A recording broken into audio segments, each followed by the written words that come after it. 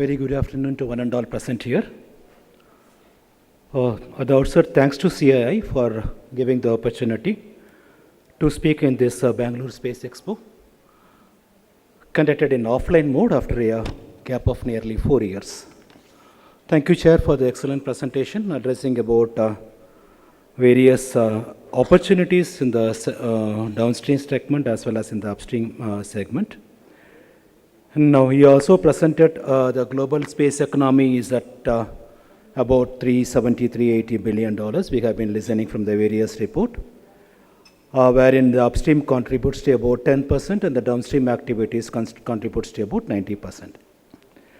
And we have also listened in the earlier speech, how do we increase the industries, India's contribution in the space sector?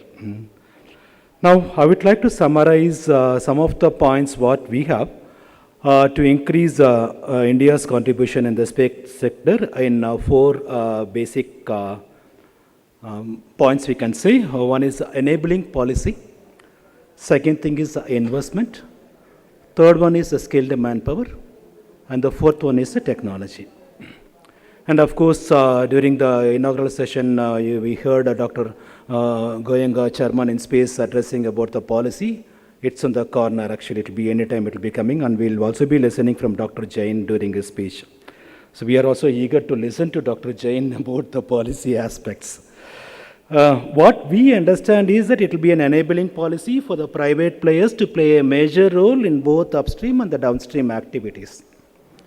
Only one important point what needs to be kept in mind is that with respect to the EVO data, because I am basically from the EVO domain, I would like to highlight on the free and open data policy which has been adopted by the major space agencies.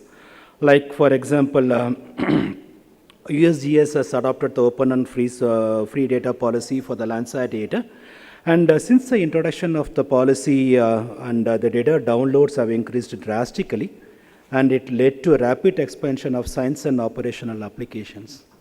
Similarly, many of the student community also may be downloading the data from the Landsat and then using it for the various projects.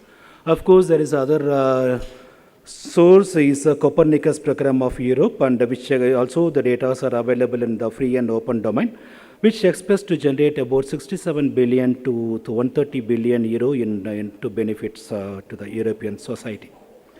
And ISRO is also providing the data through the Boban portal, and especially the medium resolution and the coarse resolution data of some certain latency is made available for download for the people to use and consume it.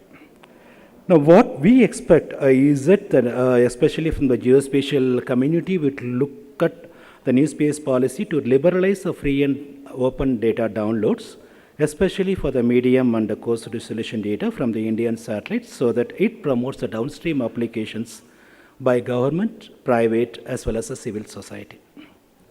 Now, coming back to the second point, that is the investment, we have also listened how the various startups are generating the funds, including from the venture capitalists for the seed funding as well as for the series funding. What is more important is the foreign direct investment and the FDA policy in the space sector. That is very important. This will not only talk about the domestic capital, it also talks about the technology, it also talks about the skills for the accelerated economic growth. So this is very important, and if you recall, government during September 2020 has liberalized and allowed FDI under the automatic route up to 74% and up to 100% through government route, wherever it is likely to result in access to the modern technology in the defense sector. So the expectation from the space community is that at least for the downstream segment, it should be 100% through the automatic route and 74% through the government, means automatic route for the upstream activities. Third point is related to the skilled manpower. Skilled manpower for the upstream activities and the new technology is an important aspect. We have various institutes in the country, including IIST and IIRS of ISRO, IISc from Bangalore, and various other universities are providing various structured courses. In the current scenario, technology alone may not be sufficient, manpower alone may not be sufficient. There needs to be a synergy between the two. This calls for higher level of skilled manpower to use advanced technologies. What is being said is that data analytics, artificial intelligence, and Internet of Things are going to change the entire R&D in the next decade. So the companies need to focus on these R&D aspects. And collaboration with the international agencies, international companies, and academia would further help in developing the new technology products and developing the skilled manpower. Last point is the technology. This is crucial, and some of the point has been addressed during the inaugural session also. I would like to highlight the role played by NSIL with respect to this technology, so that the technology, what has been developed over the decade at ISRO, can come to the industries. And first we have seen the operational launch vehicles being produced on the licensed mode through the industry. We have seen that in the morning.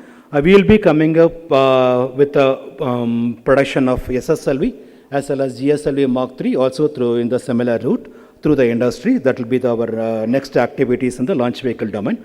And more than that, I would like to highlight the technology transfer. And currently, Department of Space has authorized about 75 technologies for transferring to the industry. And all this list is available in the NSIL website.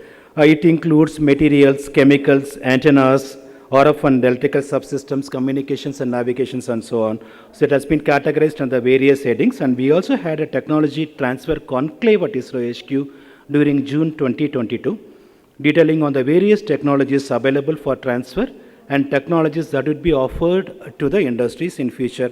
And if you want to have more details, you are requested to visit the site of ESSC, site of SAC, and as well as URSC for what are the various technologies that will be offered in the near future.